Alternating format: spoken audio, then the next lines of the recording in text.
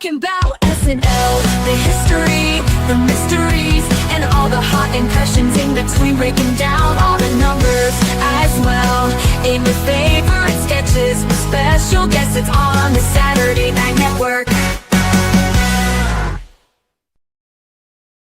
Yes, that is right. Welcome everybody on in to the Saturday Night Network for our first episode roundtable of season 51. My name is Jon Schneider from the SNN. So excited to be with you on this Monday night and every Monday night after a new episode of Saturday Night Live to talk through all of the major moments and storylines that we saw on SNL this past weekend. We are, of course, here as a presentation of LateNighter.com and with an amazing panel here tonight. So first up, let's bring in Kirstin Rajala. Kirstin, how are you? I'm fantastic. We are back, which is very exciting. And we're back with Rich, one of my favorite fellow podcasters, and Punkie, who I'm very excited about. So yeah, this is going to be amazing. This, summer felt really lonely without you all. So I'm very glad that the show is back and we're back live again. Yeah, I'm so excited for this tonight. It's going to be a good one. Rich Tackenberg is joining us for the 6th season in a row here on the SNN. Rich, welcome back. Clearly, I got to get a life, but you know what? Till then, this is as good as it gets. So I'm so excited to be here with all three of you. This is so great. Can't wait to dig into the new season. Yes, cannot wait to talk to you about this, Rich. And we've been doing this for 5 years now, like I said, going into our 6th season here. And we felt like it was time to up the game a little bit. So, we've heard a lot from some amazing people around the world who've watched SNL and understand, what it's like to put together a sketch, but no one truly gets it unless you were there, unless you've been a cast member. And that is why we are so happy to have Punkie Johnson joining us tonight and for many episodes all season long here on the podcast. So Punkie, welcome to the show. Yeah. I don't need no welcome, baby. We family. I've been here before. I'm gonna be here a lot more.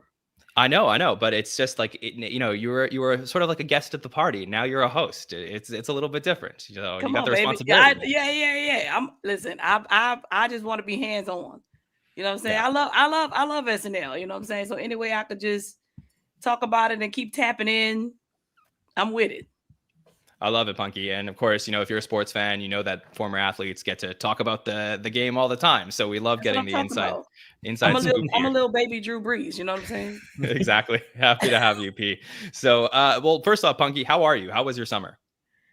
Yo, I'm good.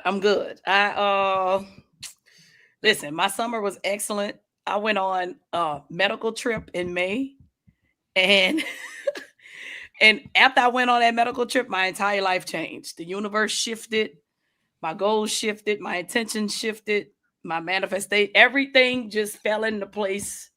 After I did that, my heart opened, my mind opened, and I've been doing excellent ever since.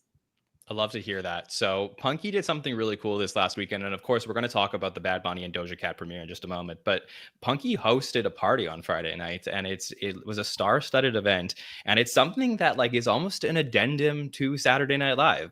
We had some of our fan favorites leave the show over the last couple of years, and Punkie brought them all back together on Friday for a big party. So you got to tell us about the celebration that happened on the weekend.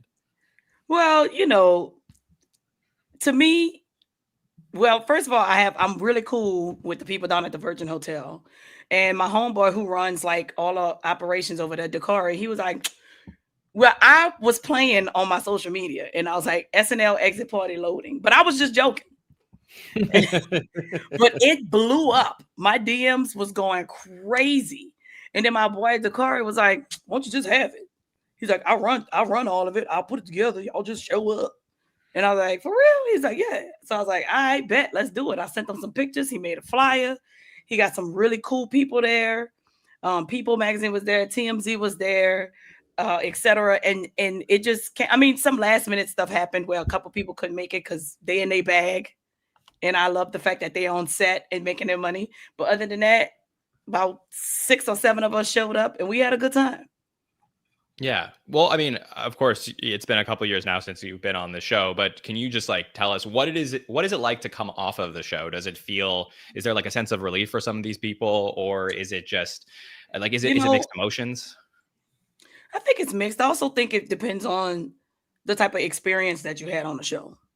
Some people get to be there for 10 years and just be like, you know what, my time is up, and just roll out. And then other people like me, like myself, be like, I don't know if this for me. Just don't. It's not really, it don't really light my candle, and I'm not really lighting this. So maybe it's just a good time to say goodbye. And for me, it was what? For me, it was like a relief, because I just knew I knew it was time for me to go. But also it was just like, just in a mental way, I just really had to just build myself back up when I left SNL, because I started off being a comedian. I didn't know I was going to get on SNL. That wasn't the goal, but it was something that happened.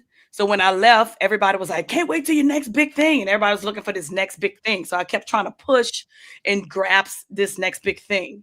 And that gave me mad anxiety. And then eventually I was like, yo, chill. It's not about the next big thing. It's about the next your thing.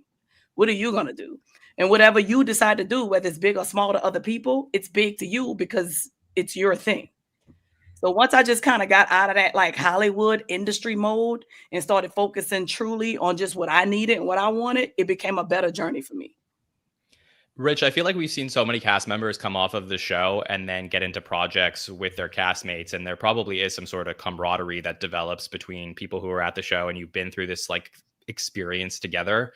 And then you're like, okay, we went to war together. So now we can just like relax and enjoy together. And I feel like that's what Punkie just had. Do you see that as well? Because you've been such a fan of the show. Oh yeah. Cause I'm just like, I don't want to say I'm forcing myself on people, but I be hitting up people who I wasn't necessarily the closest with at the show. Yeah. You know what I'm saying? Because it's really tough. Like, it's all scattered, and it's already your groups. It's like a fraternity. It's like we already have these specific groups who write together and who do things together. And it's nothing personal. It's just that this is just what the order is that's in place. But now that I'm out, I'm like, what's up, everybody? I'm sending group texts, private Instagram things. What y'all doing? Y'all want to go out for a drink? I'm tapping in everybody. I'm checking up on everybody. I'm telling everybody, hit me up. Let's go out. And I'm just trying to get intertwined with people, man. I'm just trying to, make sure we just on love. Yeah, I love every minute of that. And like I said, Rich, I mean, we've seen that a lot between a lot of different casts. Yeah, I mean, what we always say here, Punkie, is, I watch Saturday Night Live not like it's just a comedy show, but it's like a sports team that I've been rooting for my entire life. And I feel like the same way as an alumni, like when you leave, when you left the Mets, someone leaves the Mets, to me, you'll always be a Met. And I see all of you alumni in that same way, as like you're still part of the team, you're just an alumni of the team, but you never take that jersey off. And I love that there's the idea that there is that camaraderie amongst people who've left, and maybe not everybody, but for a lot of people who leave as this moment in time, it just makes the legend and the lore grow, because it just makes it be more of something that I want to be a part of through my television set and through my computer, because it's not just a show. It doesn't just end at 1 a.m. It continues into the world, and it's something that's such a great part that we get to be a part of. Absolutely. Yeah. Definitely continues on. People, they have after parties. So, oh yeah, I just be wanting them to know I'm not going nowhere. Yeah, I ain't going nowhere. I'm gonna be that. texting Lauren. What you doing? I'm gonna be talking to people. I'm always tapped in. I saw a lot of the new cast members, and I was just like, yo, just take your time, believe in yourself, and trust yourself. Yeah, I feel like. I don't know what it is, but I feel like I want to become like, I don't know, the guru of like. Well, can I tell you, Punkie, Dan Aykroyd did that for a long time. For like 25 years, he was the guy who had left SNL from the original years, and he kept getting all the cast together, and he was the guy. I think he like passed that off to Jimmy Fallon at some point. You can be that person. You can absolutely. I want to, because look, regardless of, just from the inside perspective, regardless of how much people get on TV, if you have 6 sketches, 5 sketches, 2 sketches, 1, I think mentally everybody feels the same thing. And you can have a great week where you're feeling on a high, but the next week can go completely low for you. Like the weeks, they juggle. You know what I'm saying? So I think mentally everybody's on the same streak of how they feel with rejection, how they feel about their sketch getting cut. Maybe their sketch didn't get picked. Maybe the sketch that they thought was the funniest sketch didn't get the laughs at the table. You know what I'm saying? I remember talking to Marcelo when he was like, I want to do more than Spanish things. You know what I'm saying? So we all just have these mental things that we're juggling with, because he wants to be more than just a Spanish guy. He wants people to know that he can do it all, which he can. And I think that just serves the point of, we all just want to show our versatility and that we can do it all. So every week, I think we are faced with these certain challenges, or kind of like getting out of our comfort zone, or the zone that people see us in, to let people know that we are more and we can do more. So it's just like one of those things of like, when I talk to the new people, I'm like, make sure you stay true to yourself. Make sure you trust yourself. And I don't laugh the loudest at the table at your sketch. I don't give a shit. I don't care what everybody else doing. This shit funny. That's some good advice. So I want to pivot over to talking about SNL premieres, because I think that every year we've done our first roundtable of the season after the first episode. We always say like, well, we got to give them some grace, because it's kind of rocky always to start off a new season. They're still figuring out. I feel like they got the training wheels on. But Punkie, like, what is it like to be a cast member getting ready for a first episode of the season? I like to watch the premieres because they were you know what I did today? I went and looked at my article from when I was a new cast member. And man, the nostalgia just smothered me.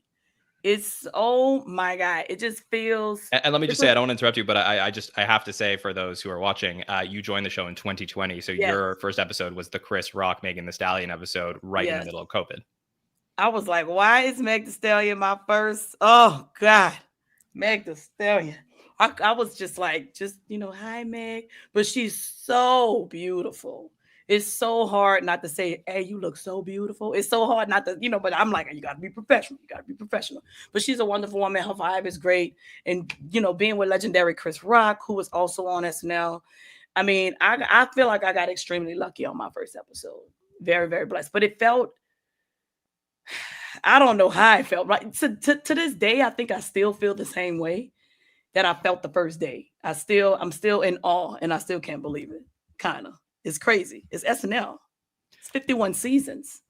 Can you give us a little bit of, I don't know I'm asking you a lot of questions, but just to start off the show, I know everyone's very excited to hear from you, and we're going to talk about the episode, but can you give us a little bit of an insight into what it is like preparing for that first episode? Because every other episode, like the week starts on Monday, like meeting the host, and then you're just like running like crazy to get to Saturday. But it feels like there's more lead time before the premiere, where people are like setting up their offices and starting to communicate with each other. Is it just like a different process for the premiere than other weeks? You know what? I think my process was very different because I came in at the COVID year, which is very different from, so I feel like I started the show twice.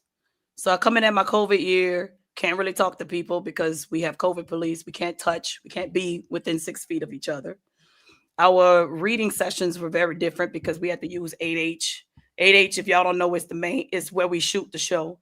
So we had big, long tables to ourselves that stretched out across the entire studio. And preparing for it, it was a super lonely experience because we were all so separated. Whereas when I went back, I think maybe my second or third year, where that was not the experience. So I had to prepare for a first show all over again, where I was able to talk to the cast. I was able to be in their rooms. I was able to be nosy, knock and peep in and see what's going on and ask a lot of questions and just kind of be intertwined with the way things were running at the show. But I do have to say that it's very nerve-wracking. You don't know what to expect. When you start table read your first week, you just started. You just go sit down. Nobody say, yo, this was going to happen. You just go sit down. And Lauren looks up and he said, all right, Bad Bunny. And everybody just be like, whoa. And then you just start reading shit.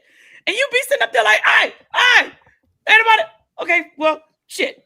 Okay, all right, well, let's read. And then you just better be ready for your lines. They kind of just throw you in the water, but it's not like it's not to hurt you. It's like, this is the way we do things around here. We want to see who could latch on, who could understand it, who could get it. And those are the ones who going to survive. And the rest of y'all, well, this ain't for you. Yeah, it's but so I think it's good to be like that in Hollywood. Hollywood is a tough place to be. This industry is insane, And like I was telling people the other day on Friday, I'm just like, this job 100% mentally prepared me to go out into the business. Like I feel like I'm bulletproof. That's fascinating. And I think that unlike sports, and again, we make a lot of sports SNL comparisons, unlike sports, they have a preseason. So they can go and do games and practice sketches and stuff. Like you don't get that before week No. one. So like Rich, every year I always ask you, like, what did you think of the premiere? And you're like, it was okay. Like there's like, it's really hard Right. to nail a premiere, I think. Yeah, I feel like we need a different scale. Like we should compare season premieres to each other, not to the rest of the season, because it is such a different beast. You know, not only do we have cast changes like you guys talked about on the Saturday night show, we also have writer changes. We've lost some big writers. We've got new writers coming in, finding their footing. So how everything starts to gel, who shows up in what sketches, who's playing what archetype characters in certain sketches. We're seeing that kind of happen in real time. And it's weird to see, you know, what we're seeing on screen was decided, you know, the latest that this, or the earliest that decision was made was 6 days ago. It might have been made 6 hours before we saw it. So we're seeing all this sort of kind of start to coalesce in real time, which is super fun. If not always the funniest, that's okay. Kirstin, do you feel different about premieres than you do about the other episodes of the season? I do, especially when there's so many people changes. I mean, there's so much energy that changes with new people in the mix. So automatically it's like going to your first day of school or the first day of a new job. Where's the washroom? What's going on? Feeling things out. What's this person like? Is that a first impression? I mean, shows like Survivor are made to study these type of dynamics. And so there's a lot of expectation on SNL to be like, okay, so we're in that Survivor dynamic. Go do great work together, and you don't all know each other, and you don't know your strengths and your weaknesses, or who gets tired, who doesn't, etc. So it's a lot of pressure. I can acknowledge that, having not even been on the show. So I love what you said, Rich, about kind of comparing it to an apples to apples season premiere to season premiere, because I don't know that the, you know, grading on that curve is as kind, given everything we perceive, and maybe Punkie, you can confirm, we know about what it's like for that first episode. It's terrifying. You just get happy because, you know, listen, you don't know how the pace works when it's your first time. You know, you don't know the timing of things. You know, you're meeting you meeting new people that's gonna be in your face, your makeup, meeting new people that's gonna be doing your hair. Who is this person taking off my bra in the middle of this sketch? You know what I'm saying? So you're meeting all of these people, you taking your clothes, you know. I am so used to not having clothes on that when I go to other sets to try clothes on, I just get naked. And they be like, oh, no, you gotta go behind the curtain. I'm like, oh, I'm just, you know, because we just be, you know, I forget, like, I'm just so like, now it's just not I don't even think about, oh, I don't have no clothes on. I just think about time is ticking and we gotta change this bra, we gotta change these underwear, we got to, and it's just time to go. You don't even think about it like that. So it's and I tell you one thing, you're gonna build some new relationships because these people gonna be with you throughout the entire season. Yeah. Punkie, And did you? Oh, I was gonna ask, when you did your first year, and granted that was different, but when you did your second and third year and such, did you look at the new faces and all of a sudden you're like, oh, now I do know more? Like you realize then how much more you know because you see them and their eyes are wide as saucers. Like, what is happening? Did you notice the difference? Did you feel like you've grown more? You know what? You know who I remember the most? My first week, I think like the first time I went in my office, Mikey did. He was the first one in my office. Happy as you would have think he took like a joyful edible. Like he came in, Panther! Like it was almost like he came in there like we've been kicking it for 20 years. Like we was porch friends, you know what I'm saying? So I think, and you know what? A lot of people probably don't know this, but when you book the show, SNL gives the cast your phone number.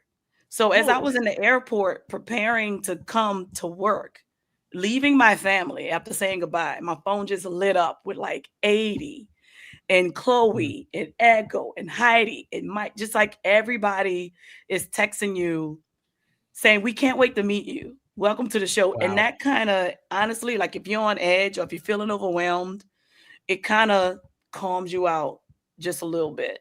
And it makes you feel excited to be at the show.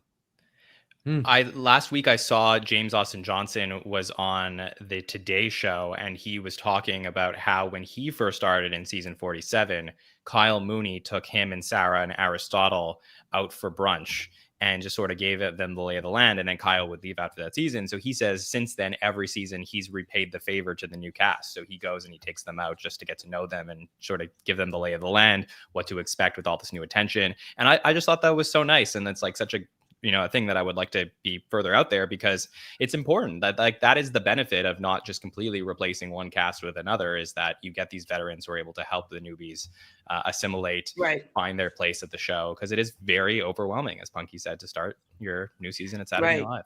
That's when you start understanding and learning that, oh, holy crap, y'all really do work 6 days a week. It's kind of 6.5, because you go Monday through Saturday, and then Sunday you're like, oh God, I can't get up.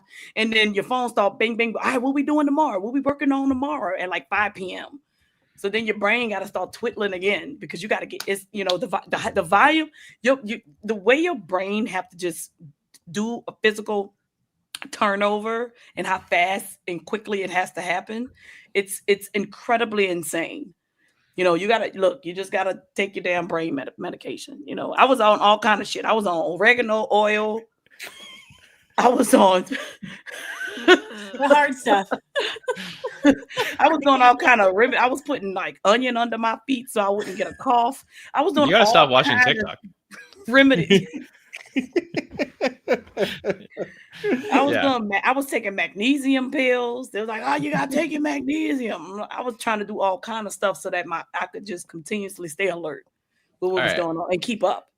Well, speaking of people with crazy medical advice, let's pivot over to the cold open that we saw this week on the show. I feel like that's a good place to start this week, where we're going to open up our season premiere of season 51, and a really cool moment for Jeremy Colhane, who gets the opportunity to then introduce Colin Jost as Pete Hegseth. And, Colin played Pete towards the end of last season, when we all were like, oh, maybe he's going, maybe this is a big role, but he stays there. And Colin Jost just crushes it this week, playing Hegseth. We're going to eventually hand it over to James as Trump, who's going to come out and do a rant himself and talk a little bit of late night TV and get very, very meta once again. The interesting thing about this cold open is that we all felt like, okay, 51 might feel a little new, a little different than season 50. I would say that this was the thing that certainly felt the most similar to what we saw last season. But I saw so much positive feedback for what we got here with this cold open. Kirstin, I would love to know your thoughts on what you saw with Hegseth's military meeting. Well, when we opened on Jeremy, my jaw dropped. What an opportunity for this newcomer. Has that happened before? I think a few times, right? John, you posted? Yeah, we posted a stat. It's happened like only 6 or 7 times in the history of the show. It is a very rare thing for them to put a new cast member up front. And I feel like it's the thing that you do when you're like, this guy's going to be a thing, so watch out. Yeah, and I was looking. He didn't even have an eye twitch. He was cool as a cucumber. He was fine. He was ready for it. So they clearly chose the right person. And then Colin coming on was another interesting choice. I don't disagree with it. I wasn't expecting it, though. And he did a great job. And they broke the fourth wall again with the Trump thing. We'd kind of seen that before, so it lost a little bit of the sparkle. It's a really fun bit, and watching Colin stay kind of frozen and try not to break, because I feel like that's always a thing when people are in the frozen mode. And those Spirit Airlines jokes aren't going to write themselves. Like there was some really great jokes in there as well. So I liked it. I didn't love it. And I was hoping for a little bit more of a surprise or a little bit more of something special. That was the one thing missing for me. Well, I thought, and I said this hot take on Saturday, that Colin Jost's role in this was my favorite thing he's ever done off of Weekend Update. I think that he crushed this. I mean, the lines here were really brilliant. Thanks to failed liberal policies, our army has never been gayer, and yet it's also never been fatter. But what I thought was so great is that, like I had mentioned, like I've been seeing all the late night shows cover this all week long. None of them made the turn here where maybe Hegseth actually likes the way these people are being. Just hot, shredded, hairless men who are definitely not gay. And I thought that was so great. And Punkie, Colin has this extra gear to him that I didn't know that he had, the way that he played this. I saw Colin and I was like, bro, You took my breath away. I was like, yo, I was about to text you, but I was like, I knew I was gonna see you. But like, dog, this dude, I think that was my greatest surprise because John, I know you have the more I guess factual SNL stats. But if I'm not mistaken, didn't Andrew Desmukes play Pete before? Once, yes, correct. Okay, all right. I knew I wasn't okay. So that Punkie, you're gonna be an SNL podcaster. I sent you the notes. Well, I don't know if I saw that part. I don't know, but you said that, right? Yeah, all right. Yeah, of course. All right. Yeah. But listen, Colin, because you never really see him in that light, you know, because Colin is so like chill and laid back, and you know, it doesn't seem like he has that spark, you know. And when he came out and he did that, I was like, hell yeah. I loved every second. That was the biggest, like, he came out like some Fox News thirst trap, like anchor. I was like, yeah, Colin, get him. Wheel him in. But I loved it. I loved every bit of it. I'm like, this is the man who's married to Scarlett Johansson. Like, yeah, now we see the other side. Now I'm like, he probably more like that in the house. You know what I'm saying? He had some pep in his step, Rich, and things must be going great at home. Yeah, I felt like, and I may be wrong about this, but my impression is whenever I've seen Colin in sketches before, I always got a little bit of a vibe of him, an unfair, like, I shouldn't be here look in his eyes, like I'm not supposed to be here, even though none of us agree. And this was the first time that I feel like he owned it. He came out, I think that he probably thought to himself, this is either going to kill or is going to be the biggest regret of my entire professional career. So I'm just going to go to 10 and just do it at level 10. And it just destroyed. I thought he was so good in this. And it was fun to see him having fun in addition to the fun it was watching him do it. I thought it was just so fun watching him do this. I think he did such a great job. So I want to make a comparison for Colin Jost. I feel like the only person that really is in the same lane as Colin Jost with something like this is Tina Fey, because she's the only other anchor that was hired. I mean, obviously, you know, they've both been head writers before, like during their process of being update anchors, but she's the only other person that I could think of that, you know, first joins the update desk and then participates in sketches. So we don't have it like the other way around where we're used to seeing them on the show and then they get there. And then Tina like was able to translate her experience from the desk into sketches. And it's such an unusual path. And obviously she's gone on to do other brilliant things from that. But I think that that's like the closest thing we had in the history of the show to something like this. And it's almost funny to me because there's so many men on the cast compared to the women that it's like we're going to include Colin Jost as a potential sketch performer. But in this case, I think you had no choice. It was like an absolute home run that they hit with this. So great stuff here from Colin Jost. Yes. And might I add, he looked freaking smoking hot. Yeah. Yep. Smoking hot. Because his hair wasn't just the fluffy Colin Jost hair, you know. It had like mousse in it and it was slicked down and he really looked like salt in the pep. Yeah. Oh my God, he looked so good. I was like, what? I was like, okay. And if you just flipping the channels and you unfamiliar with SNL and you just would have rolled up on that show at that time, some idiot would have probably thought that was real strictly because of his wardrobe. It was also keep in mind Colin Jost is as qualified to be the Secretary of Defense as Pete Hegseth, so it's not that crazy of a connection. Secretary of War, Rich. Get it right. I'm sorry. Yeah. Yes. But I actually, SNL Twitter was thirsting over him during his the good nights at some point as well. But yeah, good stuff there from Jost. Want to head over to James Austin Johnson's role for a second. Like I said, we have seen this before. He did get pretty meta with it. I thought it was interesting to turn here. We're facing the greatest threat to freedom and democracy the world has ever known. And we all know what that threat is. Late night TV. So this was interesting, right? Because I had thought, you know, there's a lot of ways that SNL could have covered all of the things that have happened on late night television over the last couple of months with Colbert getting canceled, Kimmel getting suspended. Like, I was interested to see how that would be addressed, if at all. He did stick to more SNL related things. 17 new cast members, and they got the update guy doing the open. Yeah, very good. Hitting all that criticism right there. And of course, a nice moment here where he talks about Marcelo. You fellas are going to keep an eye on Marcelo for me, right? Yeah, and an all-time camera moment with the crew going up and down and nodding yes there. So I thought that was interesting. Number one, I thought that very solid stuff, very typically great stuff from James as Trump here. We do see Mikey as Brennan Carr as well. However, Rich, I do want to ask, despite all the positives of the cold open, did they not meet the moment by doing more with everything that's happening at late night TV?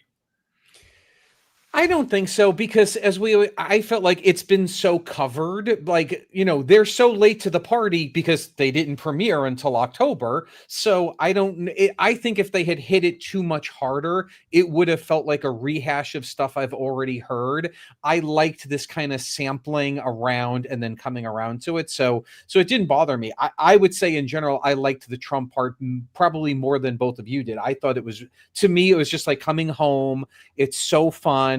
He makes me laugh every time. I love the meta stuff. I could never, last season we talked about it, and the meta part of these cold opens, there was like, it's totally different, but there was something about it I couldn't put my finger what it reminds me of. And it wasn't until he was doing it to Colin that it finally occurred to me. It's like writing a Weekend Update piece. Like, this is written as if Donald Trump was sitting at Weekend Update desk, doing a bit, making references to SNL, making jokes to the anchor who's next to him, but only with a couple of lines. And for me, it like locked in for me. So I thought this was really fun. I loved it. Mm-hmm. Yeah, Punkie, what about you? I mean, there's just been so much talk about everything that's been happening in late night TV. Do you think it's okay that SNL didn't address it directly and sort of went around it? I mean, piggybacking off Rich, I do think they were late to the party. So it's kind of like mentioning it now is kind of like, what can we do to top all the other stuff that everyone's been saying? And I think Jimmy addressed it very fairly, very well.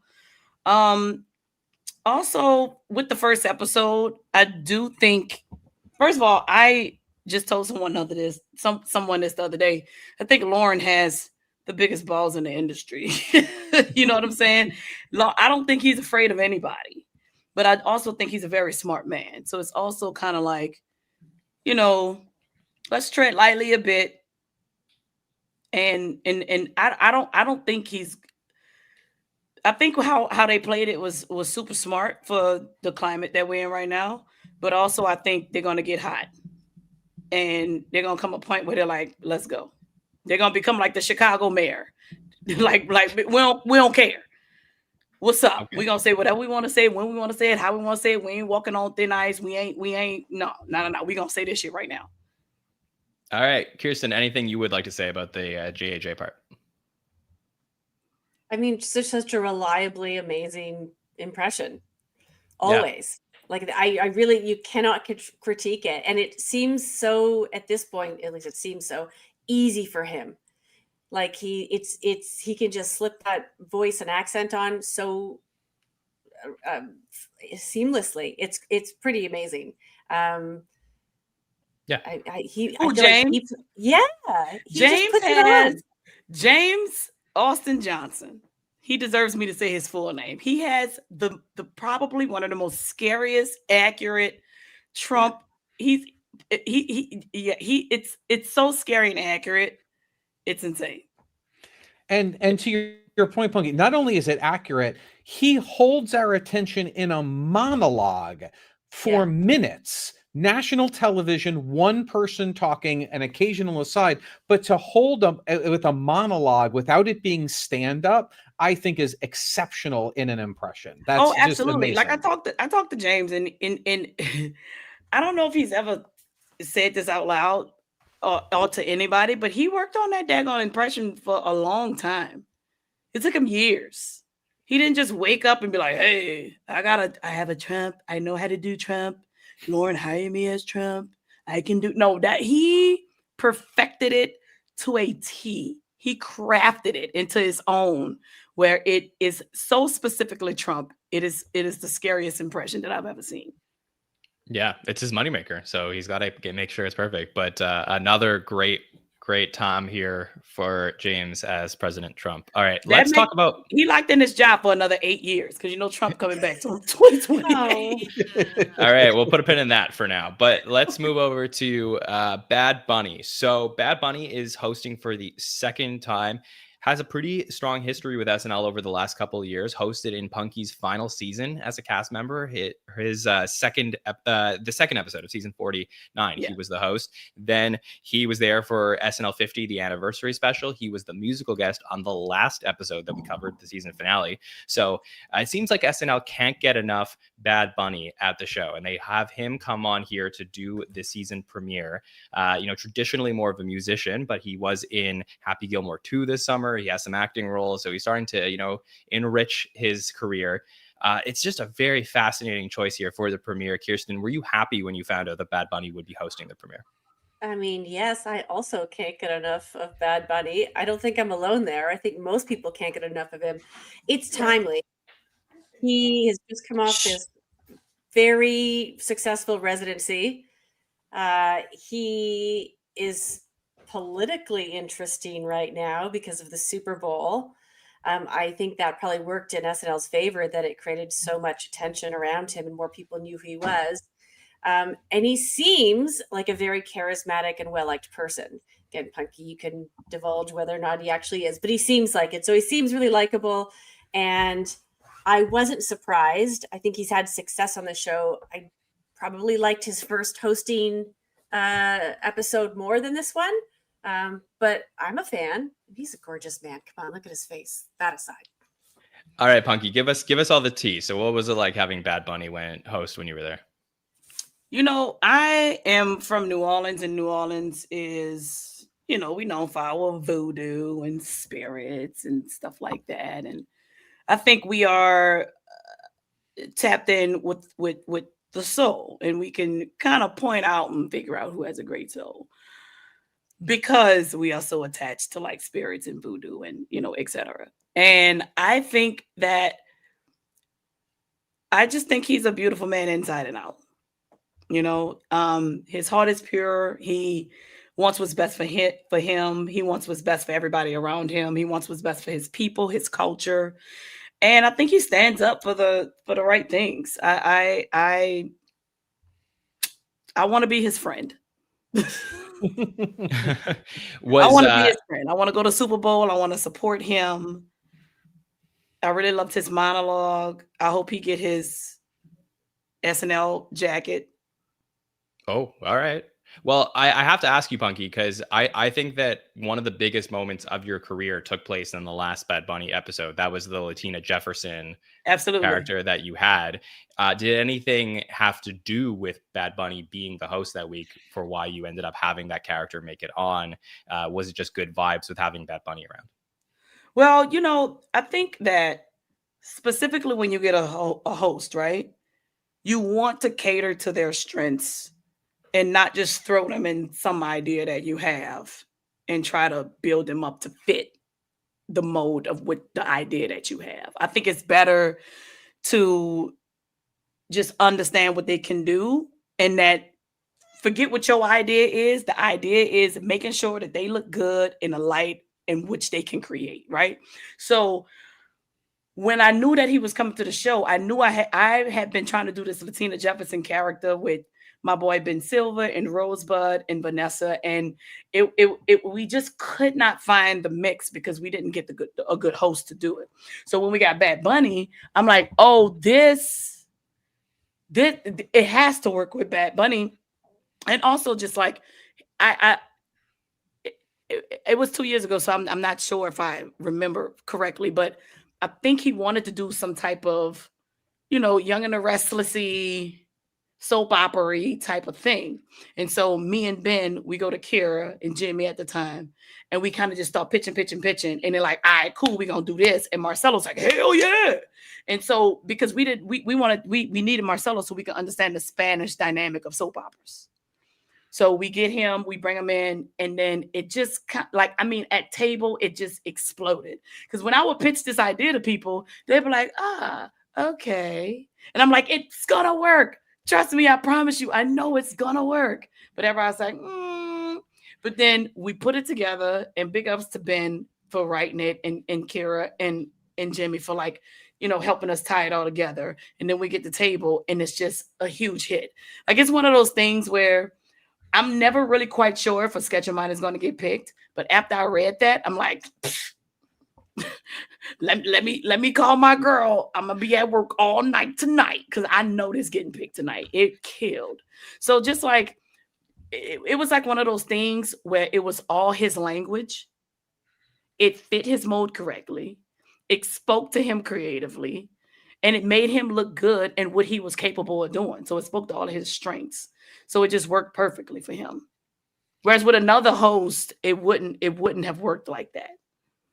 That makes a lot of sense. Rich, Punkie hit on something which I think is a really important topic of conversation while we're just covering Bad Bunny generally, which is the language difference. And that is, it's fascinating because, again, you want to watch a season with SNL hosts that are different. It's cool to get some athletes in there, or musicians and people from different backgrounds. That's amazing.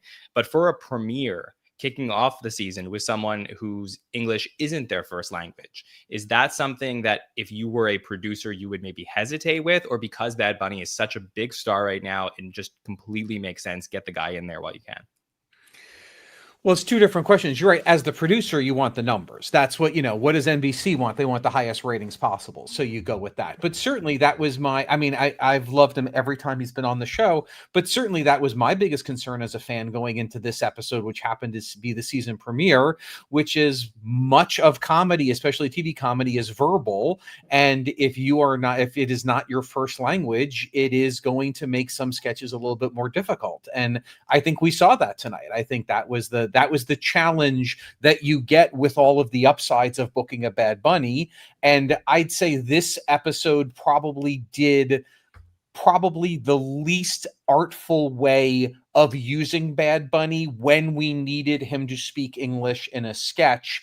I do think they gave him a lot of the punchlines and made him kind of the crazy one of the sketch instead of being the straight man in the sketch. And so I do think there were certain times where we struggled with that, but I certainly get the booking for sure. And this is where, even in the sketches where I would say maybe it was a bit of an issue, I do like that the show is growing. The show isn't just going, nope, if you don't speak English as your first language, then you do not have a place here. We are white, male, Like, I like that we're taking chances. This episode maybe didn't find that sweet spot as much as other episodes did, but they're growing. Bad Bunny's getting better, and I think you can tell, I think he wants to do this more, which I love. So I like the path that we're on.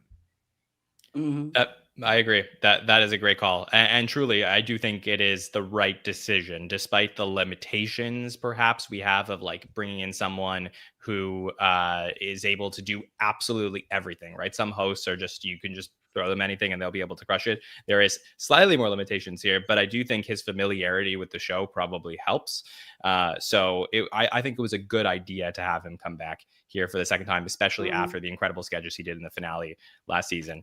Let's dive into some of the sketches that we saw from this episode. So Kirstin, I'm going to send it over to you. What do you want us to get into first? Oh, well, I'm going to talk about what I think is probably the fan favorite, if I read the internet at all. And that would be Principal's Office. I'm surprised that this wasn't sooner in the episode, because I thought it was really strong, and I think it gave Ashley a real moment to shine, not only as, a comedic talent, but as an actress. There was so much nuance to what she did there with her expressions, with her body language, the way she leaned over the desk, the little, kind of reaction she had, the way she delivered her lines. She really is a terrific actress. And this was all her. I mean, it was hilarious to see Marcelo dressed as an emo kid, because it was just funny. I mean, I don't know that was it believable? I don't know, but it was hilarious. Bad Bunny played straight in that one, and that one actually did fit him, because he came in as just, the father of clearly this, sexy Latino man, and so that worked. Andrew played straight man, but Ashley ran away with this one, and They mix some of the dark with the silly. I think if you're a parent or if you know anyone who has kids that have been called in for drawing something ridiculous, you see this or you've experienced this type of meeting, which we all think we're going to know how it rolls out, the kid's done this, etc. And then, of course, everything changes. In just that instant when he walks in, the way she completely changed the energy of the whole room, and you immediately thought, oh, this is like, oh no, we're watching some cringe moment where a woman's just going to be all silly because there's a gorgeous man in front of her. And she leaned so far into that she actually got up on the desk.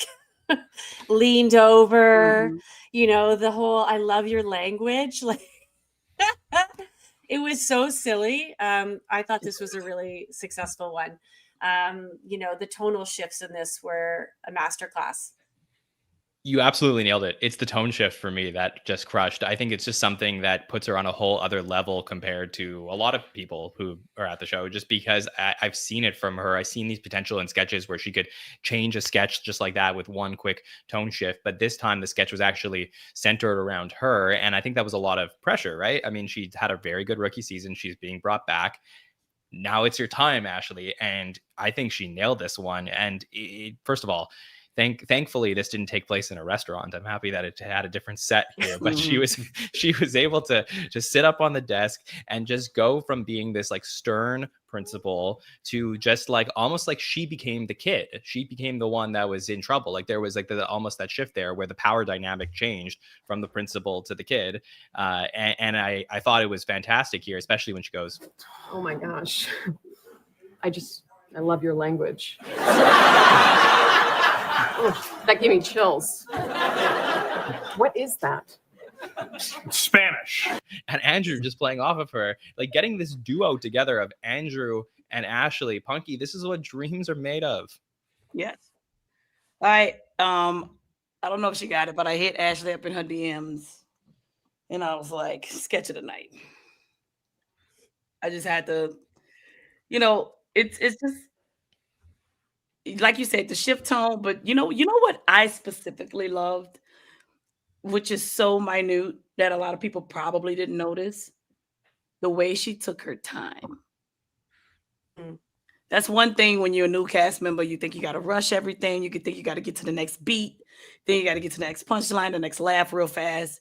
She trusted herself and she took her time. If you go back and watch it, you see the pacing of it. It is very her timing. She didn't care about what nobody else thought. This is my sketch. I know exactly what I'm doing. This is my time. And I'm going to do this my way. And she did it. And she was so comfortable in that. So there was spaces where it's kind of like this dead air. And usually for me, when there's dead air, it kind of runs flat for me. But just watching her own that and her not being afraid of the silence and drawing people in to understand that this is the way this is supposed to be played, it didn't come off to me as dead air. It came off to me like, this is how people fall in love at first sight when they're trying to tell a parent about a student. Because who want to talk about this damn student when a sexy person walks through the door? I know if I'm a teacher and I'm reprimanding a student and a parent walk in and they fine as hell, I don't even remember what we talk about no more. Now it's about me and you. So they shifted the whole scene because now it's a rom-com.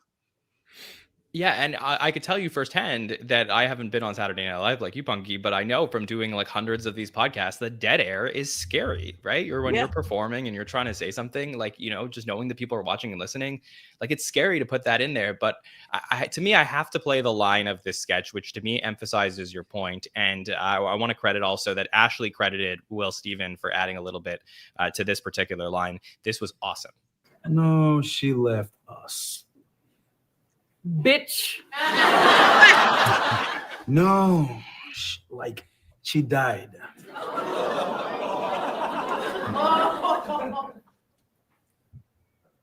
Then the bitch is I. 3 seconds. Beautiful. Yeah, the silence, Rich, to get to the line, which is to me an all-timer. I'm ready for the bitch's eye t-shirts to be made today. Right. Oh, so good.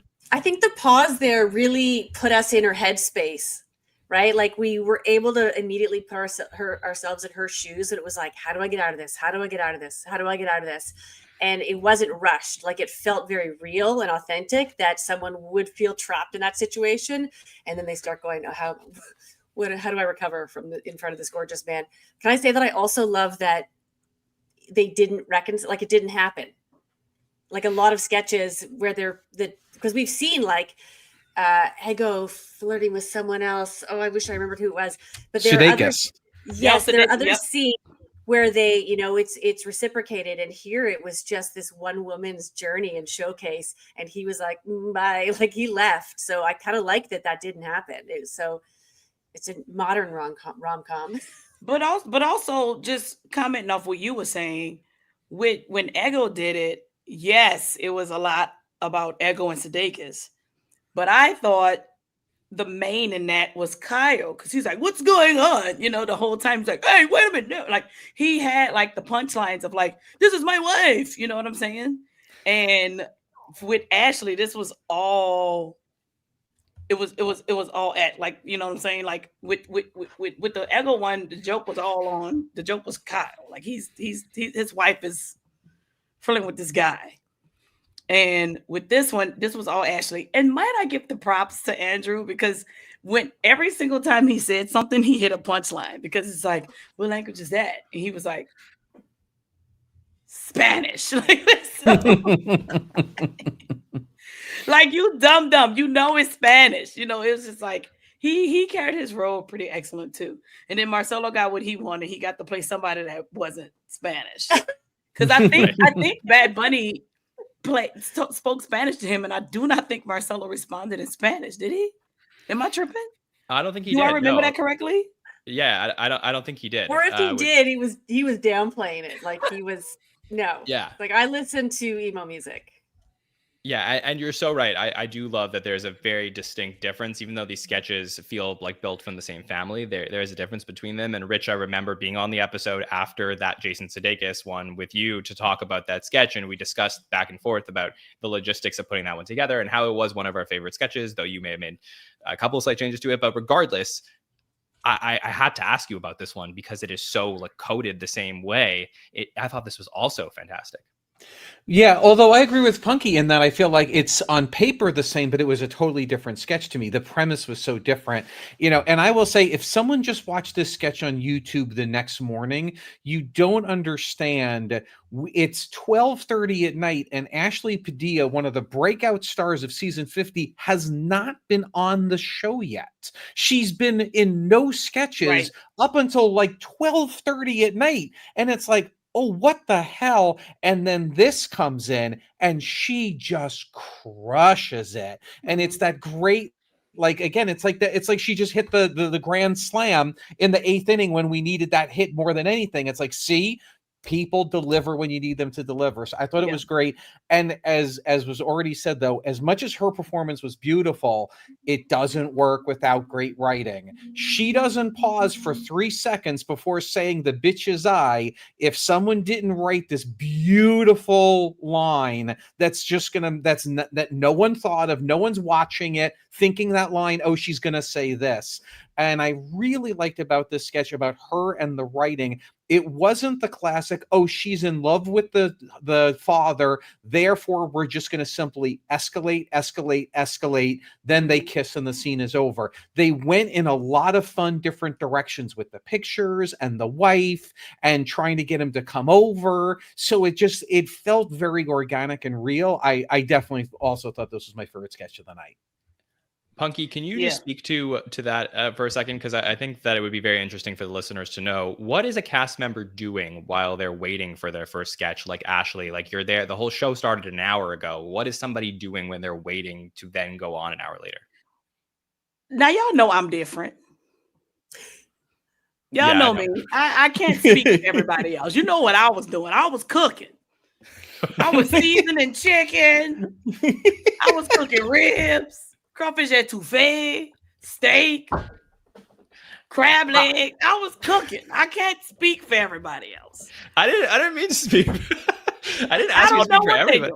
I know what I was doing. I had sports on. I was probably talking to my shorty. taking a nap.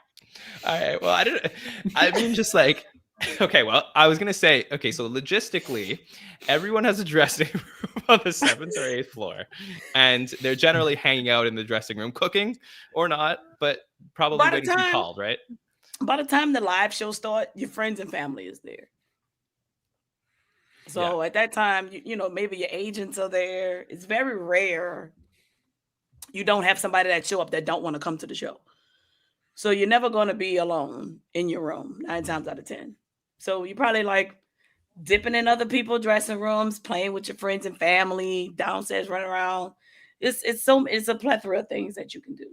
But to touch on Ashley really quickly. I said Jane because she reminded me of Fun with Dick and Jane. I think her name is Tia. Is that Jane Curtin? No. Tia. Is it Leone? Oh, yeah, yeah. Tia Leone. Yeah. Yeah. Did I say that correctly? Yeah, correct. I Yeah. think so. I don't know what it is, but Jane reminds me of her. Or Ashley reminds you of her. I mean, Ashley, I'm thinking of Fun of Dick and Jane. I apologize. We all know Ashley. Punkie doesn't know celebrities' names, so. Right. Y'all know. But I think that she reminds me of T. I don't know what it is, but she reminds me of Tia Leone. Okay. No, and you know who else she reminds me of? The woman who played Tom Hanks' wife in Castaway. Is that the same person? Maybe our live Helen chat Hunt? can tell us. Yes. Okay. All right. Yes. You remind me of those two. I think Ashley is Ashley look, Ashley is a freaking actress. She can do sketch, but she's a star, bro. Like I could just tell in her calmness and just the way she moves through sketch that she's a star. Past sketch. And she's gonna be just fine. I think the sky's the limit for her this season. I just want to play this last line from the sketch I loved. Because I'm single. Nobody ever had the balls. That range is insane, right? It's insane. It's insane. It's like it's like I don't know. You go to like you see like a guy in the combine at the NFL and he could like throw the ball 70 yards and you're like, whoa, like that's what Ashley can do. It's crazy. Mhm. All right, Rich, where are you going to take us next? What sketch do you want to talk about? You know, since it's the Roundtable and not the Hot Take Show, I wanted to mention a sketch. I don't think it was the funniest of the night, but I thought it was worth talking about, which was the Inventing Spanish sketch. I thought this was really interesting for me. I mentioned it at times. I thought it was very funny. At times it was less so. But here's why I wanted to talk about it and see what everyone else has to say about this. In that, you know, it immediately reminded me, obviously, of the George Washington sketches. You know that and while this particular incarnation didn't necessarily kill for me the way that George Washington does, I was watching it thinking, are we seeing a new sketch format for SNL develop? Because George Washington has always been its own thing. But like, are we adding to the repertoire of game shows and restaurant sketches and talk shows? Now here's let's look at something that just exists in the world today from the perspective of how it started. Could we expand this beyond George Washington, and could this become a bit of a format? So while this execution was good, not George Washington level, I was really encouraged by the idea of, well, what if we took that format through Bad Bunny's lens of, okay, the Spanish language in a way that you could never do in a George Washington sketch, and could you play with different colors within that? So I really like the idea that maybe this is a new place that we start to go in a way that SNL hasn't really gone as much before. I think it's a great point. And I will say that Streeter is one of the writers on this sketch. It's actually a weird combination of writers on this one, where we got like the new Harvard guys that were hired. One of the head writers, Allison Gates, along with Streeter, and then Jake Nordwin. So they put a bunch of writing teams together for this. But I think that Streeter's influence on, let's go back in time and talk about how this thing was created with the lens of modern day, I think is an interesting sketch format.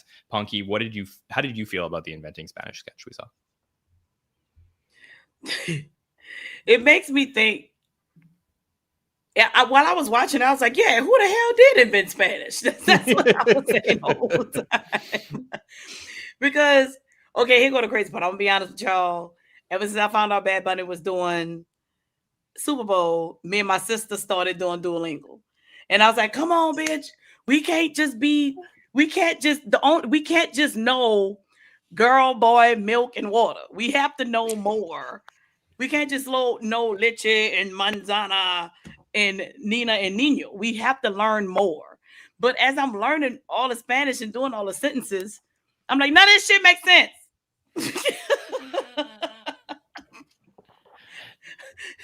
None of it. I don't get none of it. So it's all, and everybody like Spanish is the easiest language to learn. I'm like, not in my mind. Because did you get the milk? And yes, I got the milk. It all just looks, and then in like 3 words in English is 1 word in Spanish, and then sometimes 3 words in Spanish is 1 word in English. I'm like, what the hell is going on here? So it made me think that. Well, what we going through with Duolingo. I like the concept. I thought it was really interesting to go back and look at this. I think that Marcelo did a great job with, explaining why words are boys and girls. The morning is a girl because the morning is like, hey. Like that part worked for me, but I thought it was packaged weirdly to me, if I'm just being honest, because I think that it was a sketch between Bad Bunny and Marcelo, really, of like, it could have been, everyone there could have been an extra, really. I mean, of course, you have like the Mikey Day Barcelona thing, and then you have Ben Marshall coming and cutting off his head. So like, there's a little bit of extra stuff there. But I think the difference, Kirstin, for me, between this and A Washington's Dream is that Washington's Dream feels very like every line in there was scientifically placed in there to get a point across. This one for me felt like a really good idea on paper, and then probably combined with like how do we get all of the new guys in a sketch together? And that I think was maybe like took away from the concept itself. How do you feel about it? Rich, I wrote, is this the new game show when I was watching it? So yeah. I mean, I'd argue that you could put all the new people in one of the Washington ones, because those are really easy, not a nice term, but easy ways for people to like deliver. The wordplay and the writing of these is where it gets very fun. You can mine a topic with observations that could be tropes or identity comedy or, culture. And there's so much you can take from that that lends itself to both inside jokes about those things, but also, allows for those one-liners, like everything Keenan did or that Bowen did when they started to ask about, the history in Washington sketches. So I think it's interesting, and it's a really fun place for writers to go because, again, there's so much opportunity. It also worked well for Bad Bunny. I liked it. I like that you chose it, Rich, because it was my second choice. I think there were some absurdities there that we all got to laugh at. I really like I think we should take a nap in the middle of the day, because truly that's brilliant. I don't know why that wasn't adopted all over the world. Very smart. Good on them. So I'm here for wordplay being a big part of these kind of Washington style sketches. Although, are we going to call them Washington style sketches? I don't think we have. We may need to come up with a term because it's the new game shows. They need a new thing. Yeah, I think that makes sense. All right, Punkie. I like that they did it. I like I said, I do understand the concept. I kind of feel, I feel everybody's point, right? Like, I understand the concept, but maybe it was kind of like a force or push to get the new people in. I might be saying his name wrong, but I like the fact that Benicio del Toro. Yeah. I like the fact that he came out. He's so beautiful. He's such an attractive man.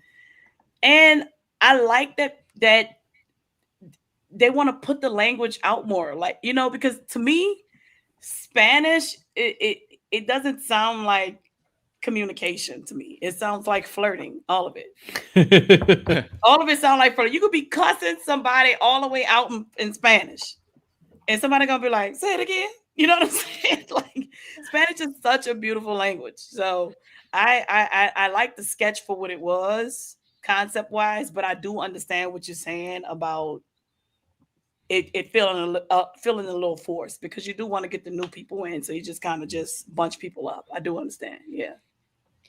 All right, Punkie, I'm going to send it back to you. Where do you want to go with this episode? Is there something that you want to talk about? I loved Ashley's sketch. That's my girl, and I thought it was amazing. Let's take it to update. Right? Okay. What's going on with the nominations with Bowen? You know, when is he gonna just win the Emmy? Like, what are we doing?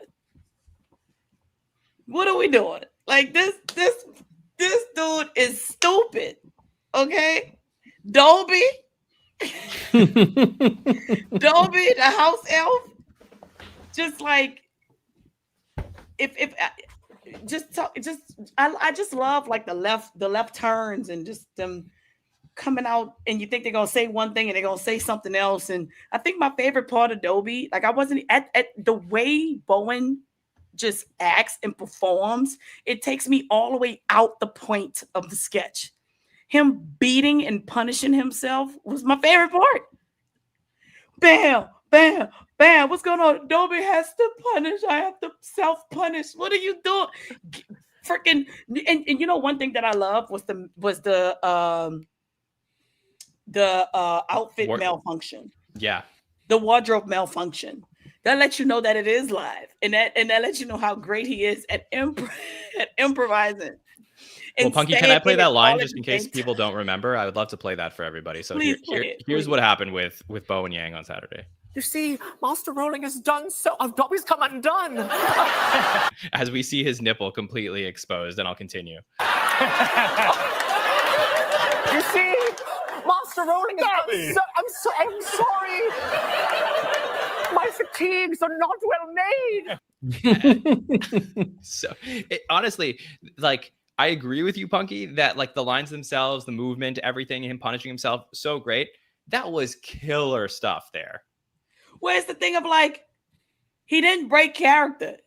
He broke sketch because he completely just recognized what was happening and he let everybody know. And that's one thing I learned in acting school.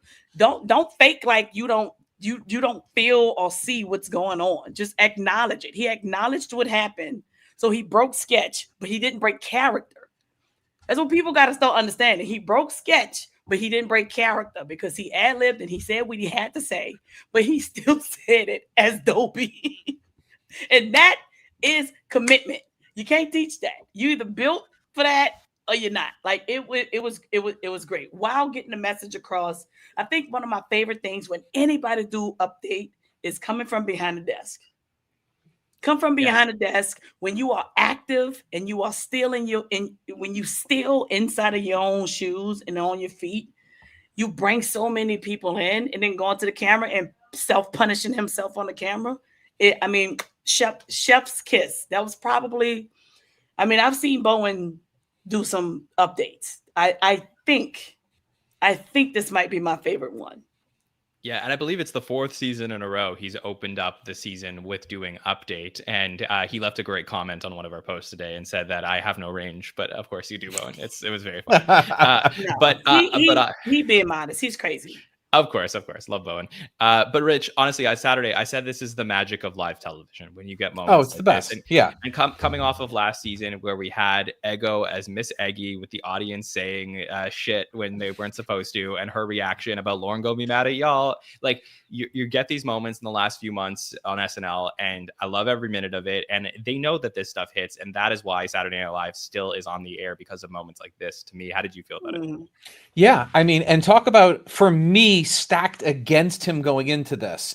This is a movie that's older than some of the people listening to our podcast right now, about talking about a controversy that has been going on for years, playing a character that I don't even remember from the movies. So this was set up to fail. Like, it just had all these things going against it, and he's so charismatic and so fun.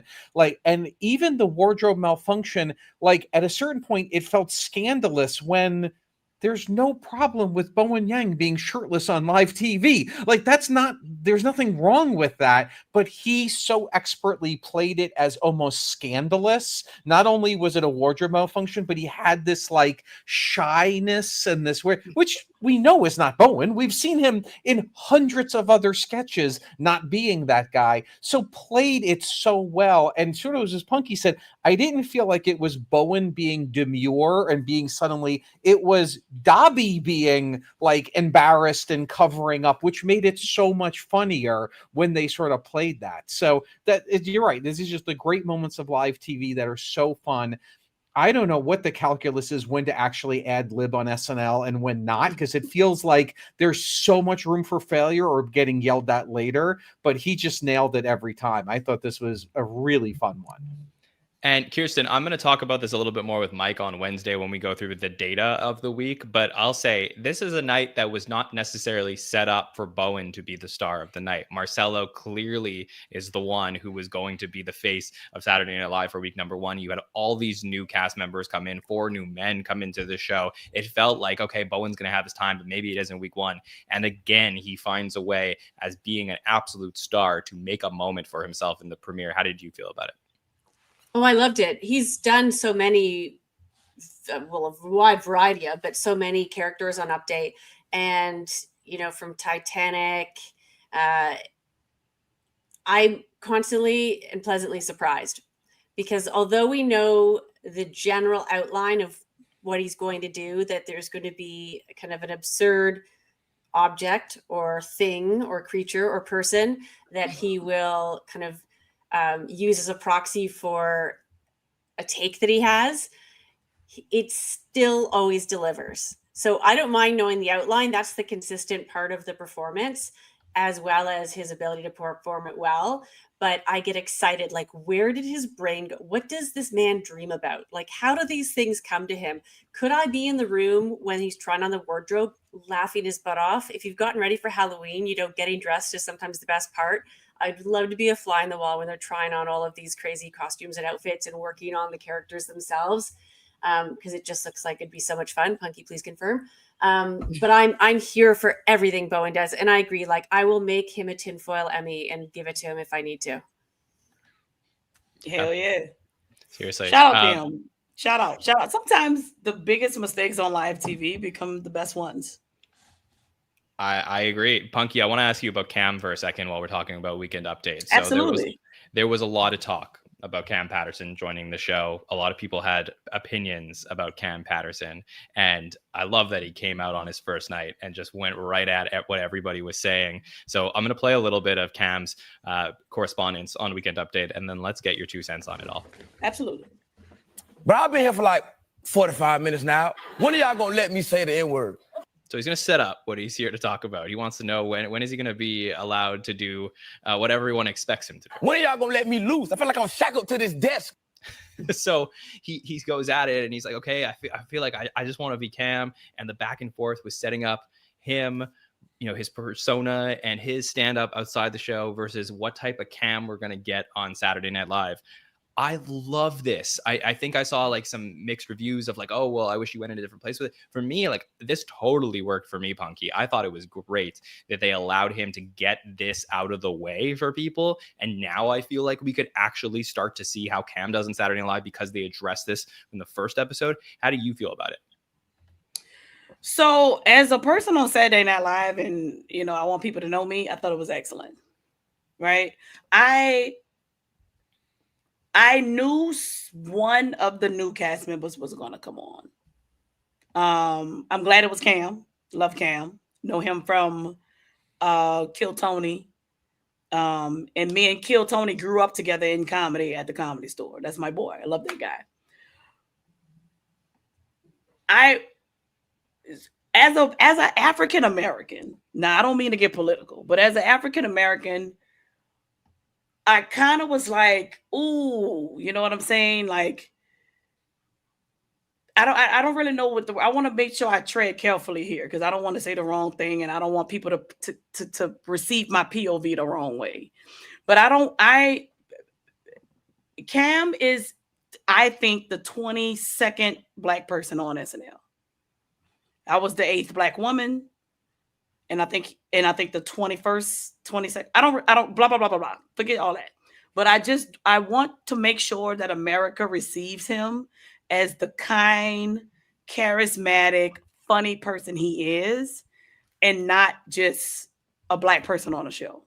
So I want I was just hoping that they received that as this is a really cool, fun comedian who knows exactly what he's doing and he's happy to be on the show, rather than, oh, SNL just got another Black person on the show. So it's a fine, it's just as an African American looking at it, I think it's a fine line, and I want him to go out there and say who he is, but I want to make sure the world receives him and understand that he's an artist and not just a Black person on the show. So that was like my only concern with it. But I mean, it was great. Yeah, and thanks for saying that, because look, I can't speak obviously to how Black people felt about Cam's correspondence on Saturday. I could only just say, as an SNL fan and somebody who's watched every person be on Saturday Night Live, and I do think that there was a little bit of a distinction for me, at least, with him just talking about whether or not he can say the N-word and what we got on Saturday, which is that I felt like it was wrapped up in the world of Saturday Night Live. It wasn't just like, oh, when will Cam say that word? It will be like, okay, what does Cam on SNL truly look like? And I love that he referenced like what is going on in late night when he said, "Come on, bro, this is exactly what Jimmy Kimmel fought for." Like, he made it like it was relevant to the moment. And I get it. Not everyone's gonna look at it with like the nuance that I do. I know that it's gonna probably get, you know, reduced down to just simply like Cam went on SNL to talk about whether or not he could say the N-word. But for me, like, I do feel like if you really watch the piece in full, there was a lot more there than just that one moment that opened up that correspondence. And I feel like it really set up that, like, we have a guy here who is not just another Black guy on the show. He's like, he has like a personality to him. Like, there's something like he has this like really fun vibe that I think is going to add a layer to our cast that we don't have on the show. Right. And I think that that's something I saw, Punkie. Oh no, I think he's going to be great. I think he was addressing, like, I think when he got the show, there was just a lot of criticism about this guy, the guy that says the N-word, 57 times before his first joke. I'm very happy that he addressed that. It's kind of like, I see what y'all saying about me, but look where I'm at now. You know what I'm saying? So I really appreciated that. I just want people to know that he's just full of abundant joy, and I want them to receive him as that. You know what I'm saying? Like, his smile is contagious. You know what I'm saying? And he from Florida. He not from Florida. He from Florida. You heard him? Yeah. I'll also say, Rich, I do like that he communicated with both Jost and Che in this update piece. I think that was an important part here. I know it was just like sort of like a throwaway line here where he's talking about, well, Che did it before. But Che said it in 2016. Yeah, but I'm grown. That's one of my favorite parts. Yeah, it was great because I think also we set up like he has this dynamic with Colin, but he's also going to have this dynamic with Che. And I like I said, I think we're slowly building the character, the brand of Cam on the show. How did you feel about this correspondence, Rich? I mean, I had a very different experience going into it because I didn't know him ahead of time. I unfortunately had a busy summer where I was very distracted. So when the new cast was announced, I didn't get a chance to really do any, just sampling. So I just came to this as like, oh, it's one of the new guys doing a bit and he's talking about saying the N-word, and okay. So I didn't know what this was a comment to, and it worked flawlessly for me. I was just like, okay, we're rolling. I guess he must say that in his stand-up, or he's referring to something. There were so many fun jokes and such, and as you said, what I got from it was not I was laughing. I got his personality. That's what you want. You think of, the first time Longfellow did his piece at the desk. Obviously, Pete Davidson was sort of famous for that first time, where it's not just, oh, good, that person was funny. I got to know that person, and he was funny. So I thought this was really fun, and I liked the interplay between both of them. I thought it was great. Yeah, and we did do cast member previews for every single person this season. So if you were to go back, anyone who's listening and maybe doesn't know, we did get into a little bit about Cam Patterson coming into this season. Kirstin, I just want to give you an opportunity if you wanted to jump in on the conversation at all. I'm in the same boat as Rich. I didn't know a lot of his work. I actually want to go check it out now because so many people are talking about it. I agree. His personality and his confidence as a young performer really came through, and that's exciting. And yeah, much like Pete, where it's sometimes is more about who they are and how they think and how they react to situations and comment on them, more than just putting them in the utility player in a sketch where they may not shine as much. We see that happen where Weekend Update ends up being a great vehicle for them to show their stuff. So I was intrigued because he's very dynamic. He has a wonderful smile. He had great energy. So I want to see more, which is a good thing. I want to see more. Yeah, I'm excited for him to see what we're going to get. Oh, absolutely. Yeah. So we're going a little bit long tonight.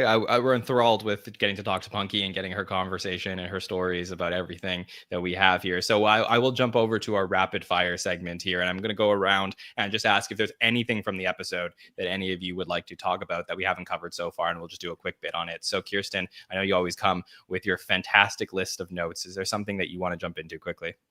A couple of things. I really did like if President Trump sounded like Jennifer Coolidge, and I hope they bring that back. It felt like a bit of a throwback to when there were little segments like that.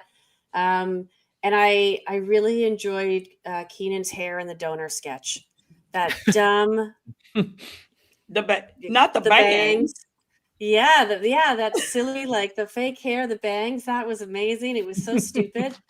And then what did he say? He said something so darn creepy. I'll take it. Yeah, so creepy and so silly because he's great for those lines, but that one was particularly dumb. And he doubled it. I'll take it. Oh yeah, I'll take it. Like yeah, here I'll play that line just in case our listeners don't remember it. We don't need your random sperm. I'll take it. So good. It's so good. Yes, and then he followed that up with this. What? I said I'll take it. I take it. Giving it away, as the saying goes, when God opens a window, you take the sperm.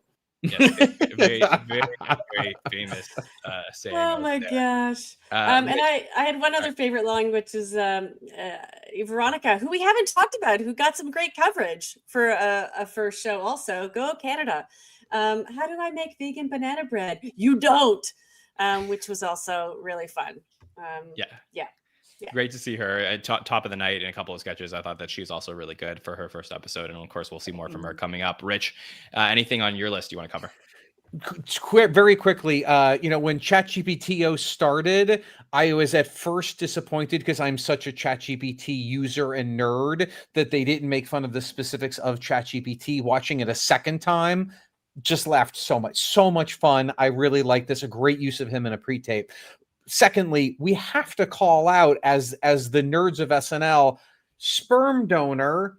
It's Bad Bunny. It's Chloe Fineman, Sarah Sherman at a table. The next sketch, Demon Hunters. It's Bad Bunny, Chloe Fineman, Sarah Sherman. Not only was it the same three people, they were sitting in the same seats. Right? Why didn't they at least flip them? What were they doing? I don't know. That's what a great acknowledgement and realization.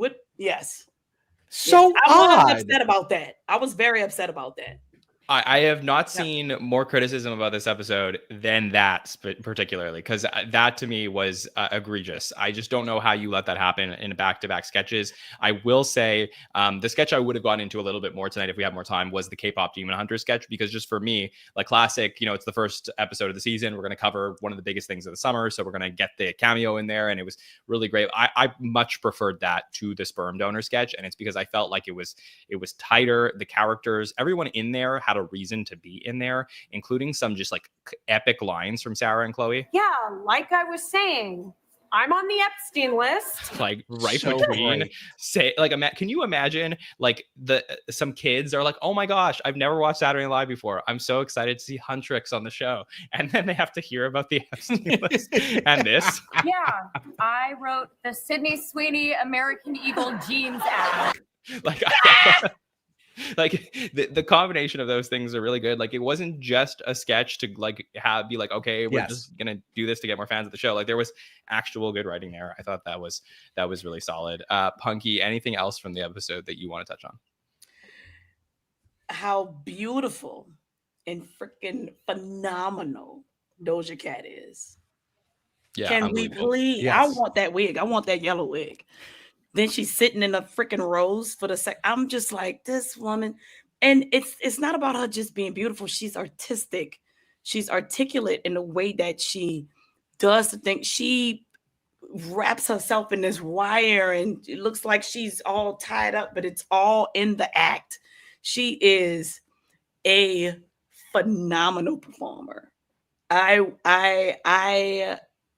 love Doja Cat, and you can tell that they practice a lot, and they have their team, even from the guitarists to the drums to the background singers, they all have this energy with them. You know, they like each other. They play very well together. The chemistry is there. The vibe is there, which makes the entire performance come alive. I felt lifted when I watched her both times. I thought it was amazing. Yeah, it was really incredible. She did a fantastic job. She had a huge week co-hosting The Tonight Show and then crushed with 2 performances on Saturday Night Live. Though I am upset that she did not appear in any sketches. Don't know the reason. I was surprised by that. Very surprised. Yeah, that is definitely interesting. I'll just say a couple things also from the episode. I loved the kid from number 8 sketch at the end of the night. I thought that was so creative and different. I know it's a parody of an actual show, but the fact that Bad Bunny was able to bring that into the show and that they introduced all the cast members, like, it was really cool to get something different at the end of the night. Typical, like, you know, we started off with game shows and restaurant sketches, like, and then you get to that, it was like a completely different show for me. So I thought that was super creative at the end of the night. And then with a cameo from my man. Course. Come on. Yeah, John Hamm, of course, appeared. Come on, Danny. One Ham on. Come on. Love me some Ham, of course, appearing back on the show. Yeah, just waiting for him to reappear and get that 5-timer jacket at some point soon. Yep. All right. I also want to say one of the greatest pieces of advice was given us to us on Saturday by Marcelo. You get a Hollis cough drop. And then when you go downtown on her, you go like this. Yeah, so Punkie, was that the line of the night?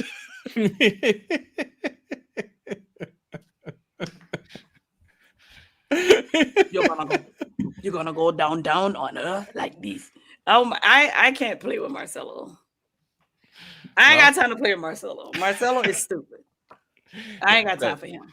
All right, great stuff. I don't even remember what sketch was that. I don't even remember. That was from the Chat GPT. Oh, that one. Yes. Yeah, yes, when yes, they start yes. giving I advice. I like that sketch. I did like that sketch. Yeah. All right. Noted, Marcelo. Okay, let's talk MVPs for week number 1 of season 51. So every week we ask you on social media who you think the MVP was for the episode that we just watched. It could be cast members, hosts, musical guests, anyone who appeared in the show. We tally the results and reveal them to you, but I always ask our panelists who they think the MVPs were for this week. So I'm going to ask you guys for your top 3 MVP vote getters from week number 1. Kirstin, I'll start with you. Ashley, because Marcelo, pure volume in addition to the performances. And I'm split because there's a small part of me that's like, Veronica deserves some props because she was in 2 and she seemed like a pro. But in the end, it's going to go Bowen for Dobby. Okay. Rich, who's your top 3 for the week? I would have probably gone the same way. I mean, I'm going to give it to Marcelo first because of the volume of heavy lifting and very funny stuff he did. Ashley for the night performance of the night. And I think Bowen because he's just it just was so great. Okay. Punkie, how do you feel? I'm just going to go with the host, of course. Bad Bunny. Okay. And BB. Bowen and Ashley. All right, there you go. All right, let's reveal the results for week number 1. And someone on the panel nailed it, and that would be Rich Tackenberg. Marcelo was the number 1 vote getter from everybody who voted for the MVP poll for week number 1. 29% of the vote says that Marcelo was the MVP for this week. So really, look, truly all over the show in 6 sketches. I mean, had a brilliant night for Marcelo again, and of course was set up to really do well in this premiere. But it was Ashley Padilla that all the superfans are talking about, and she comes in second place here with 19% of the vote. And I think that she could have easily won the MVP voting for week number 1. Bowen Yang had a huge night as well, 11%. Number 3, Colin Jost for his role in that cold open, crush. Number 4 there at 10%. And then our host, Bad Bunny, comes in at 6% of the vote here. That's your top 5. Marcelo, Ashley, Bowen, Colin, and Bad Bunny. Okay, let's turn to week number 2 and what we can see this week on Saturday Night Live, when we are going to hit October 11th, the actual 50 years to the day that the series premiered in 1975. And hosting the occasion is the legendary Amy Poehler, returning to host the show for a third time. Previously hosted a premiere in season 36 and season 41, that Christmas show with Tina, and now returns for her third time hosting with music from Role Model. So Kirstin, what can we expect from Amy Poehler this week? I predict one of my favorite things, which is cameos. Cameos. She's going to bring out all of the heavy hitters because she is so well liked and admired and respected among this incredible group of comedians and actors. So I think that many will come out in support of her. Will that suck up some time from the newcomers? Possibly, but it's Amy Poehler and she's a legend. So I'm okay with that. Rich, a lot of hype for this episode leading into it with who is going to host on October 11th. It is Amy Poehler who gets the role. How do you feel about it? I mean, I love it. Huge, unabashed Amy Poehler fan since seeing her do improv when she was a kid upstairs at a theater that became UCB. So great. It'll be super fun. I do think there'll be a lot of cameos. I'm not cool enough to actually ask this question, but the role model with the musical guest, who's going to be the Sally? Will it be an SNL alum? Will it be someone who comes out? I don't know. I'm not cool enough to know. But yeah, I mean, I think it'll be another SNL episode. I think like the expectation is just going to be another episode, but with a great alumni hosting and probably a lot of great cameos. Remember, she doesn't have a lot of iconic characters. If Horatio Sands could come back, I would love to see Rick. It's one of my favorite things in the world. I don't think we're going to see that. But I hope she gets to do new characters and do some new fun stuff because she's at a different point in her life than she was on SNL. And by the way, if you're not listening to her podcast, the most recent episode with her and Kristen Wiig, if you're an SNL fan, that episode specifically, she's had a lot of people on. That one, it with Bill Hader at the beginning, just joy, super great. Yeah, she also had an incredible episode with Will Forte. I think that was one of the first ones that she put out. That was good too. Yeah, honestly, love Amy Poehler. I called her a top 10 cast member in the history of the show. I think she is that good. She is the type of person that makes bad sketches good and good sketches great. And I think she's going to do that. And what a perfect person to come in and be a role model for all of the new cast members this weekend. As far as Sally is concerned, I feel like go to Vegas right now, put the betting favorite on Sally O'Malley, potentially to be that person on the weekend. So that would make me beyond happy. I'm almost annoyed you said it because if it happens, it'll ruin it for me. That's how good of a fun guest that is. I love it. I love it. SNL's 50 on Saturday, so I feel how great would that be? It feels fitting. But Punkie, have you had any interaction with Amy Poehler, and are you excited for this weekend? So truth be told, Amy Poehler and I were working together before I booked SNL. Oh. And on what? Then I booked SNL, and of course, all your strengths and attention has to go to SNL. But I'm going to manifest and put it back into the air that since I have departed, in due time, when she's available and I'm available at the same time, we get to work together again because we were building something special. And I love Amy. Amy was one of the first people in the industry to give me a shot at an idea that I believed in before I even auditioned for SNL, I think. And I am excited to see her stupid faces. She make the best dumb faces. Oh. When you say that she can take a terrible sketch and bring it to the next level, for me, when I watch those sketches, it's her dumb face. I freaking love it. How she's just like, I can't even do the face. She's just so dumb. It's just like everything. Like I love her. She's always been very supportive of me and always gave me mad opportunity and always wanted to hear what I was saying and believed in what I was saying. And I think that is because she believed in true damn art, authenticity, and comedy. And I appreciate her for that. So I'm very, very excited to see her. And I think I might funny be home. women. Correct. Which you are. Funny women. Correct. Great. Yeah. Absolutely. And I think I might be home that day. And if I am, I am 100% going to try to show up and see her and support her. That's amazing. And, just for the 50th anniversary, technically, of the show, at a minimum, I do hope we get a shot of George Carlin coming down the stairs just to look back to 50 years earlier. It is a very cool thing that we could end up seeing on Saturday. So, of course, we'll be talking all about that on the Hot Take Show on Saturday, immediately after the Amy Poehler and Role Model episode. So come join us on Saturday night, 1:10 a.m. and hang out with us. Before we get there, we have another great show this week for you, where I'll be live with Mike Murray at 8 p.m. on Wednesday to go through all of the screen time and stats from the week to talk about who is dominating Saturday Night Live so far in season 51. We will also have on Wednesday the release of our season 31 episode 2 recap on our Patreon, where we're looking back 20 years ago at Saturday Night Live, and that was the Napoleon Dynamite John Heater episode. I do that with the great Sammy K, and of course Amy Poehler was a part of that cast, so that'll be a fun one out now. Patreon.com/the SNL Network, sign up, and then that'll be out for you on Wednesday. We have the recap from Steve Carell and Kanye West last week. So much happening here at the SNN. To never miss anything we have going on, please subscribe to the podcast, YouTube, Apple, and Spotify, and follow us at the SNL Network for all of our social, on all our social platforms for everything we have going on over there. The marketing team absolutely crushed it for the premiere. So great job to everybody here at the SNN for what you did over the weekend. Kirstin, thank you for joining us here tonight. Appreciate you coming on for the premiere. Thank you very much. Always happy to be here. Great to actually do a podcast with you, Punkie. So exciting. Absolutely. And, John and Pleasure. Rich, nice to see your faces. Yeah, fantastic, Kirstin. Rich, can't believe we're doing this again. Another season in the heading towards the books for us, but I appreciate having you on here tonight. Hopefully people are not judging our season premiere the same way I was judging the SNL season premiere, but like riding a bike with you guys, just back again. Let's do it. Absolutely. And Punkie Johnson, seriously an honor to be doing this with you. We really appreciate you joining us here all season long, and the listeners are thrilled to hear from you every single time. So great premiere with you, Punkie. Hey, the appreciation is just as loud on this side, man. I love SNL. I love the people. I love everything that it has done for my life.